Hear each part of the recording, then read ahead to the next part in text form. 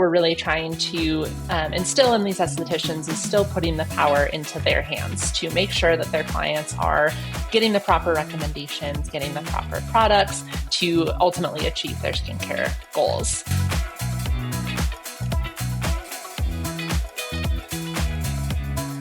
Hi, everyone. Welcome back to the Beauty Beneath podcast. I'm your host, Andrea, and this is the podcast where we're talking about different insights into the beauty industry and tips on how to grow your business.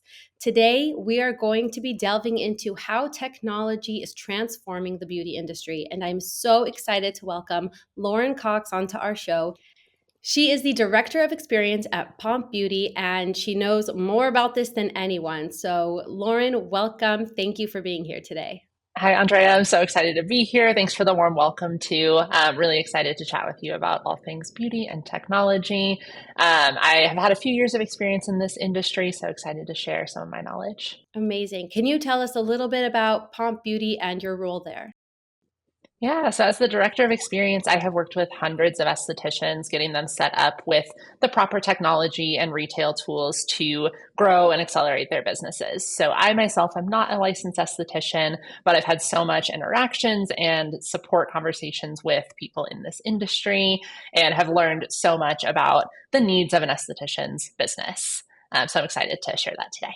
Yeah, we've seen such a big shift. I mean, the beauty industry traditionally was very much in person, beauty consultations, people coming to the counter, estheticians recommending skincare regimens. Everything was very hands-on and personal. And with technology and all of the advancements, we've really seen that shift happen. And it's making major changes in the industry. So my first question to you is, how have you seen that shift have an effect in this industry? Yeah, it's a great question to start with. I think the industry itself is still so hands-on and so focused on that esthetician to client relationship, which is incredible. But clients are becoming more educated. They're more excited about this industry, and they're starting to do a little bit of their own research and exploring. So technology really plays into that because they're going to influencers, TikTok, other places to get those skincare recommendations. And so what we're really trying to instill in these estheticians is still putting the power into their hands to make sure that their clients are getting the proper recommendations, getting the proper products to ultimately achieve their skincare goals. A lot of this started happening, around the pandemic when we weren't able to see each other in person, but a lot of those trends have really stuck around, and clients are still looking for that convenience and that instant gratification that technology often provides.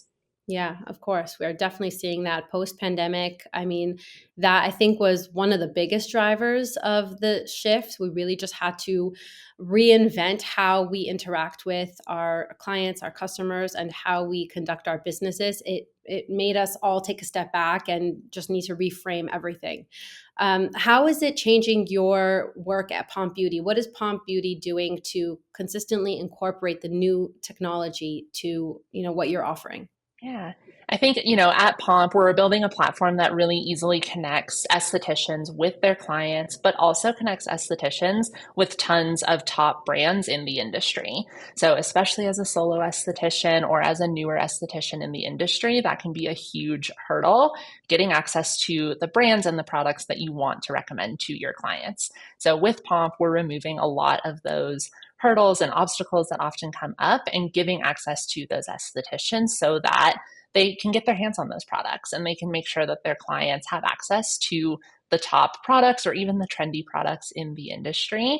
This not only makes it easier for the esthetician, but it really builds loyalty and trust in their relationships with their clients.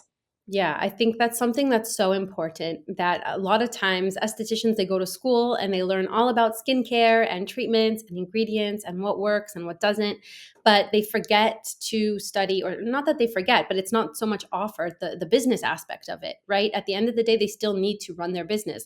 They need to cultivate a following and build that trust and community.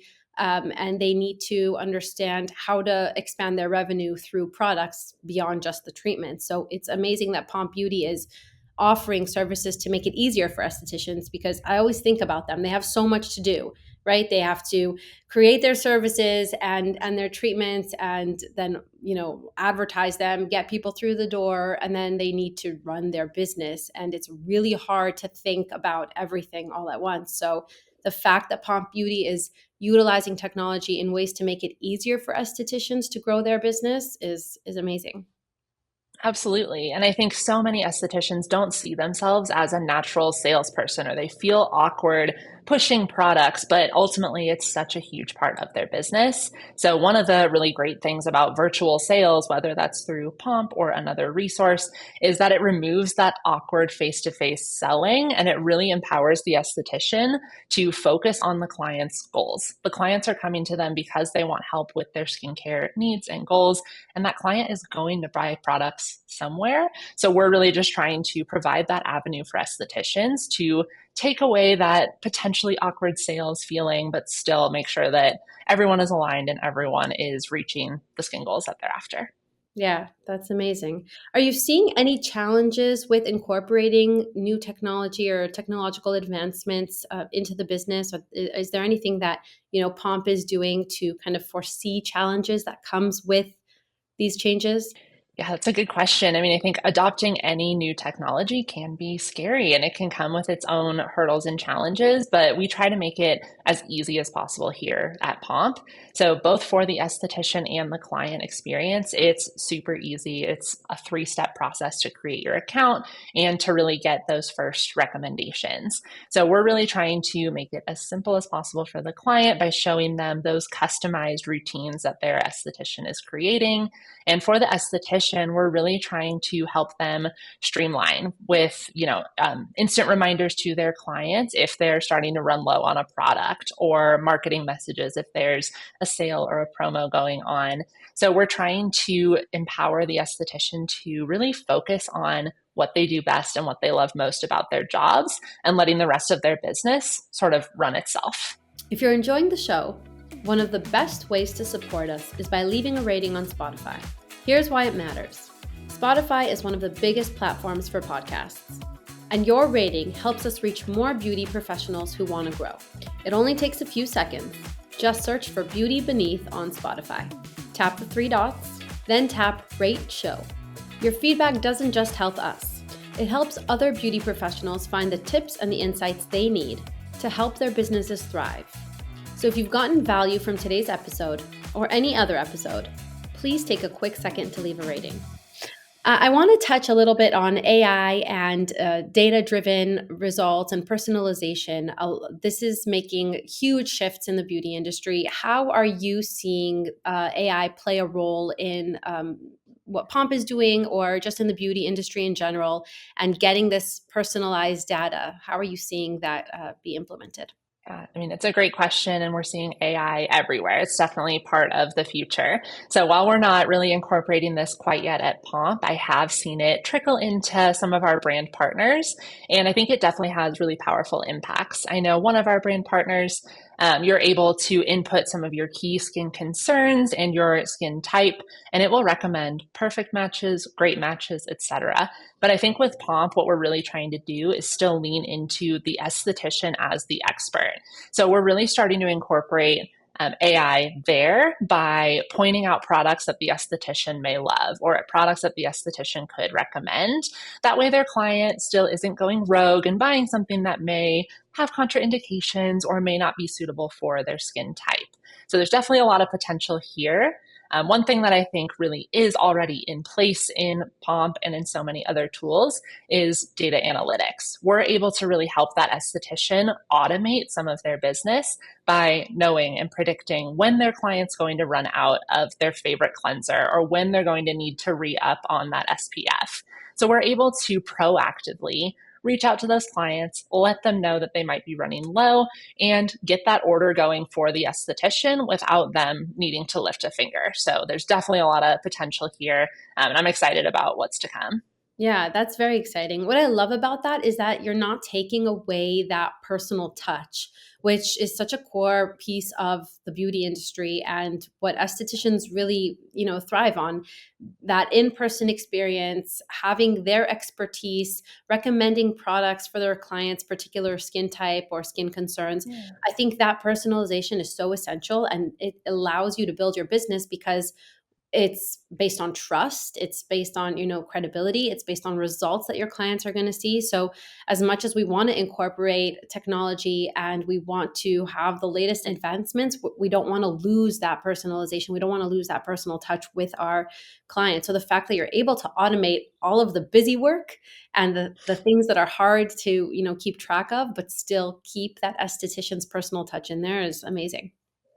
Yeah, I think it's just so important. And the client ultimately comes back to the esthetician to ask, hey, AI said this. Is this actually right for me? And so we want to make sure that that is still intact and that they're able to continue that trusting relationship. Yeah, I'm seeing a lot of brands leverage, AI and technology to kind of analyze the skin and say, okay, Yeah. potentially have hyperpigmentation or I don't know, different, rosacea or different skin ailments. But you're right; they're going to go back to the esthetician and say, "This is the information that I received. Can you verify it? And if so, what should I do about it?" So I feel like there's definitely a place for AI within the industry, and you're seeing the big brands leverage it more than ever because they have the budget to do so. But we're still Right. going to rely on the expertise of our estheticians to, verify and then lay out the road of how to heal whatever it is we're dealing with. Totally. Yeah, I think that's so well said. And it definitely allows for that esthetician to continue to modify because a client's skincare needs and goals are absolutely going to change over time. And that's something that you really need that esthetician expertise for. Yeah. Are there any big brands that you're seeing or potentially working with that you're noticing are really leaning into AI? Yeah, the first one that I saw is actually a local brand here in Denver, Glow Skin Beauty. I think they actually do a really seamless job of incorporating it into their skincare. They carry a lot of beauty products, which I definitely see some potential there. So the AI can really help with accurate shade matching and color tones, and I love it for that purpose. And it's, jury's still out on how it's going to work in all of our brands with some of the more active products, but excited to see what happens and how that grows. Yeah, it's really interesting to see how brands are going to implement this and how they're going to use it to enhance the consumer experience.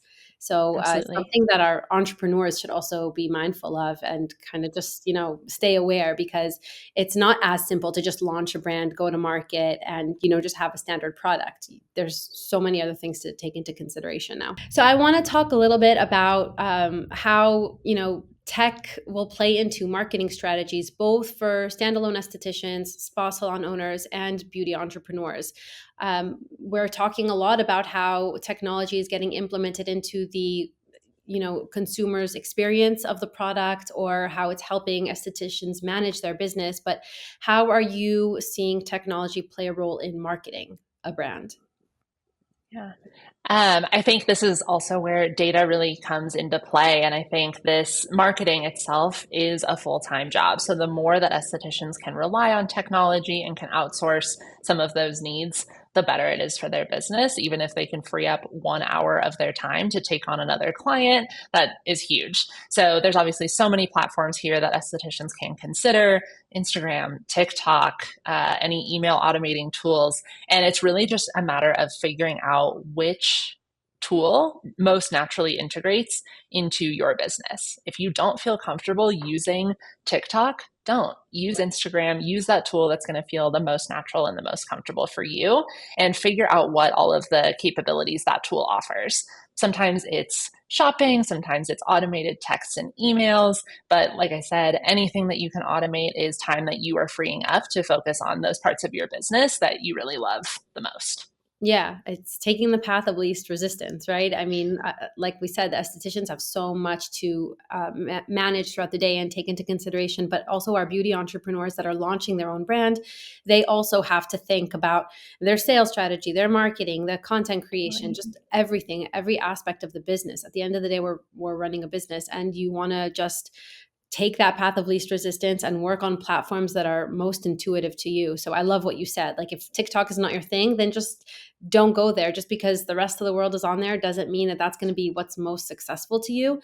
I think that when you're really comfortable with certain marketing strategies, you're going to do them really well. And that'll have far better results than trying to just be everywhere. Yeah, that's so well said. I know there's one esthetician in particular I'm thinking of on Pomp who is not on social media at all. She relies only on email and text marketing, and that works so well for her. And then we have others who are exclusively on Instagram and TikTok. So it's really just a matter of figuring out what's going to work best for you and where you can meet your clients, where they're going to find you.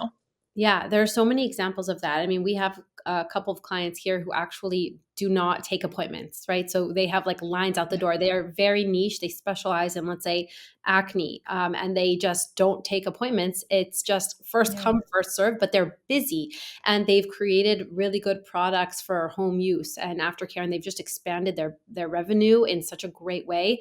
But you're right, they're not engaging in social media. They're not spending hours and hours content creating and marketing. So there are both ways to go about it. I think if you have a skill and you hone it and you really just like lean into it, you're going to end up seeing those results. You don't need to feel so overwhelmed by every marketing strategy out there. Totally. And I think it can be so tempting to try to build a product, a service, whatever it is that is suitable for everyone. And that is just ultimately going to set you up for failure. You really have to be true and honest with yourself about what you want and what your clients want and focus on that niche. And I think that's ultimately going to make you the most successful. Yeah. What would you say to estheticians or spa owners who are coming into this space after years of experience and never really needed to incorporate or worry about technology affecting their business? And it may be a little intimidating for them. How do you advise them to go about it?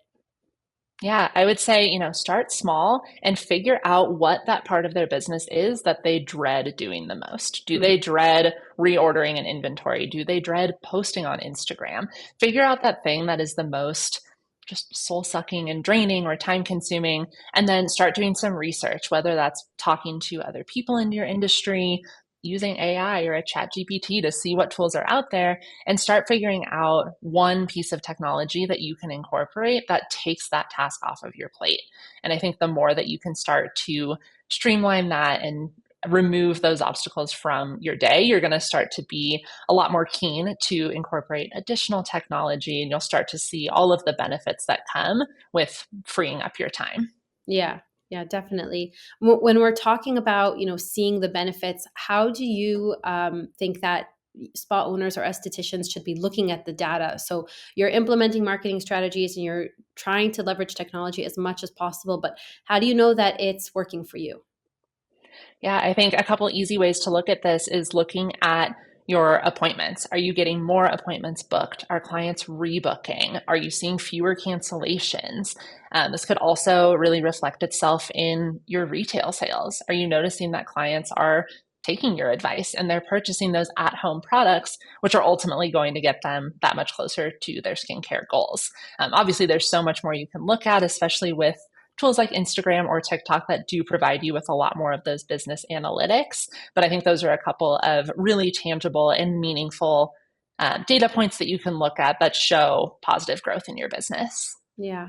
And I think what you're saying is so true. You need to pay attention to patterns in your business. So keeping track of cancellations and keeping track of, sales on your retail products. Are things selling out really quickly? Are you having slow sellers and something's working for you versus not? So just being mindful of everything and keeping track of it could be overwhelming, but we talk about ways to do that. I mean, just like basic spreadsheets, you don't have to get so nitty gritty into the analytics of it, just understanding that you have to stay aware. Totally. And, an esthetician's business can grow so quickly. One day you might have only 20 clients, and then give it a month or two, you have hundreds, and that can start to be really tough to get your hands around. So just making sure that you have those tools to start seeing trends and upticks or downslopes in your business is just going to help you stay proactive and stay ahead of any changes that are coming. Looking ahead, how are you seeing technology continue to evolve the beauty industry? What do you foresee happening? No, definitely a loaded question. Lots of areas to explore here, but I think going back to AI and data, we are going to see that really start to shape this industry. But I think it's going to be more on the esthetician side. We're really going to give tools for more personalization based on what the esthetician has told us about their business and their needs. So if an esthetician is focused on clients with hyperpigmentation, we're going to really be able to steer them towards brands, products, treatments that are going to be helpful for those clients. I think there are also going to be a lot of tools and advancements in being able to anticipate a customer's needs, whether that is needs about their treatment, needs about their upcoming appointment, scheduling, you name it. I think we're going to be able to better predict all of that, which is ultimately going to be a really great tool for the esthetician. It's going to make them seem like a mind reader, which is huge for the client. That's going to make them feel so special and just really amp up that trust and loyalty. Definitely. I agree with you so much. I think that when we're dealing with certain skin concerns, if it's fine lines and wrinkles or acne or anything, I think it could place us in such a vulnerable position because when you don't look your best, you don't feel your best. And when you know that your esthetician has all the answers and all the tools, it's going to build trust so much faster than it's ever been built when you can predict what I need, when you have the solutions to offer me to, really truly have my best looking skin. So I think you're spot on. And I'm also seeing that it's going to touch every aspect of the industry, right? Not just on the consumer side or on the client side, but even the ingredients that we're using as a formulator, as a manufacturer, anticipating the needs of our skin or anticipating, what we're going to be dealing with like future pollution and just anything. It's going to affect how we're sourcing raw materials and what types of ingredients we're utilizing, the combination of ingredients we're putting together, what is the demand in the market. And that's also something that the beauty brand owners should be super aware of and looking forward to kind of implement. Absolutely. I think that's such a key part of an esthetician's journey. They are so typically excited about the education on ingredients and formulation. And I think that there is so much exciting potential in this industry to just make those formulations as impactful and efficient as possible. Yeah. Yeah, I'm excited to see how in the coming years, 5, 10 years, what the beauty industry is going to look like. And then we'll be able to reflect back on a much simpler time, but, with the hopes that it's just bettering everybody's experience. Yeah, I totally agree. Okay, now it's time for If Spas Could Swipe Right. Here's how it works. I'll pitch Lauren some tech ideas, and she'll decide whether a spa should date it, meaning adopt it, or ghost it, meaning skip it entirely. Let's get into it. Okay, first up, date or ghost, self-service check-in kiosks. I want to ghost this one. I think, as we've talked about, there's such a huge element of personalization and care and trust in this industry, and that starts with that first interaction.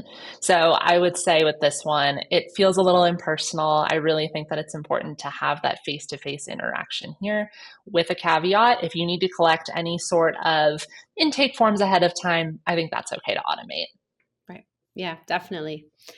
Okay, date or ghost, surge pricing for peak hours. I have to ghost this one too. I think clients come to you because they know what to expect and they know what your pricing is, what they're going to get with your treatment, so on and so forth. So I think the inconsistency can diminish some of that trust. And I would say stick with consistent pricing. That's not to say that you shouldn't raise your prices and absolutely charge what you're worth, but having those fluctuating prices is a ghost for me.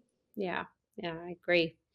Okay, date or ghost, biometric payment system. So we're talking facial recognition or fingerprint scans. I'll date this one. I think this is kind of how the future is going. It speeds things up for sure. And depending on what treatment you just had, you may not want to be using your hands or you may just want to use your face. So I think that this is a good way to modernize and just make your business more efficient. Okay, last one, date or ghost, social media integrated client experiences. I think I want to date this one. I think that, again, this is the way of the future. The clients are on social media. So many estheticians are on social. And I think after a really positive and glowing treatment in the spa, you should be able to easily share that with your friends, your followers. And it's ultimately free marketing for the esthetician. So I love this one. Yeah, definitely. All right, our final segment is called the Tech Success Test. Here's how it works. I'll give Lauren some real-world challenges spa owners face every day. She'll show us how the right technology can solve the problem. All right, here we go. All right, a spa struggles with no-show clients leading to lost revenue and unfulfilled appointment slots. How can tech minimize or eliminate no-shows? Esthetician's worst nightmare. I think a really easy way to start to eliminate some of these no-shows is finding the right scheduling tool for your business. There are so many tools out there like Vagaro and Fresha where the scheduling and booking is automated. It reminds your clients about their upcoming appointment so that they don't forget it. And it also gives them that opportunity to reschedule if needed, which gives the esthetician time to backfill and make sure that there aren't open windows. With a lot of these scheduling tools, you might find that they have prepayment or deposit systems. So that's definitely something worth exploring as well. I know tools like Square is great for this. They are able to incorporate both booking and prepayments together. And this is, two birds, one stone solution for estheticians.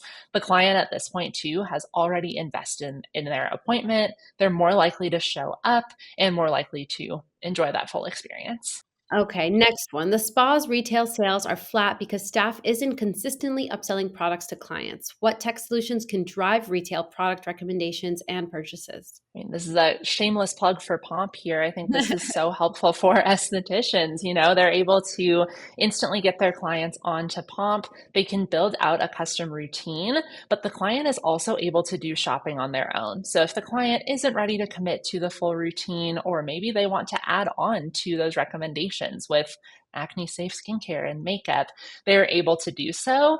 And the esthetician really doesn't have to do much at all. So that's a great way to really boost those sales. But I think for estheticians who are doing a lot of selling within their treatment room, it's really important to make sure that you and your staff are educated on all of the products that you have available, which ones are going to be suitable for each client. And I think a really easy way to boost sales there is making sure that you and your team have one talking point per product. What is that hook that's going to get clients to purchase that product, fall in love with it, and come back to repurchase? Sometimes that is a line, sometimes it is a sample that you send home with them, but figuring out what it's going to take to get your team comfortable with those products and get your clients excited about using them is going to be a huge win. Yeah, definitely. Okay, next one. A new spa owner wants to create a loyalty program but doesn't know where to start. Which tools make implementing and managing a loyalty program simple and effective? I love this question. I think loyalty programs are kind of a hot topic right now, and they're definitely really trendy, and they are huge for an esthetician's business. So lots of different tools out there. I know some that I'm familiar with are through Square Loyalty and even Boulevard. They have tools already built into their platforms where you can set up all of the details of the loyalty program. It allows you to customize how clients earn rewards, how they can redeem rewards, and it sends automated reminders to your clients. If I haven't made it clear, I love automation. So I think tools like this for estheticians are a game changer, and they might come with a higher monthly price tag to use the tool, but I think you'll start to see that it pays for itself in no time. Yeah, definitely. Remember, it's not just skincare, it's a skin lifestyle. This show is brought to you by Spa de Soleil. Offering your clients premium skincare doesn't have to mean building a brand from scratch. With Spa de Soleil's white label service, you can create your own custom product line with high quality formulations and luxurious packaging. Stand out and grow your revenue in the market effortlessly. Learn more at spadesoleil.com.